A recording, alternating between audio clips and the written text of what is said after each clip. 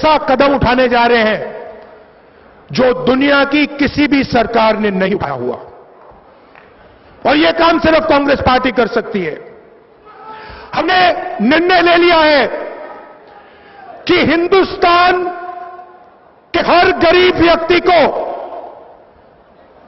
2019 के बाद कांग्रेस पार्टी वाली सरकार गारंटी करके न्यूनतम आमदनी देने जा रही है।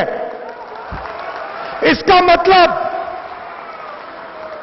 मिनिमम इनकम गारंटी, मतलब हिंदुस्तान के हर गरीब व्यक्ति के बैंक अकाउंट में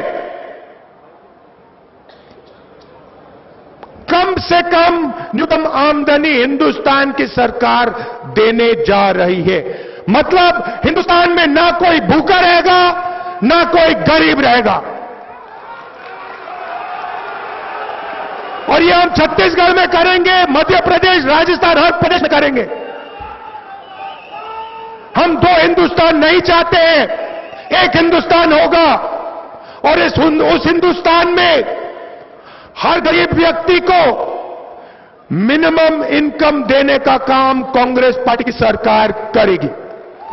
और यह काम आज तक दुनिया की किसी सरकार ने नहीं किया है। यह काम दुनिया में सबसे पहले हिंदुस्तान की 2019 के बाद कांग्रेस वाली सरकार करने जा रही है। ऐतिहासिक काम है भाई और बहनों, और ये हम आपके लिए करेंगे।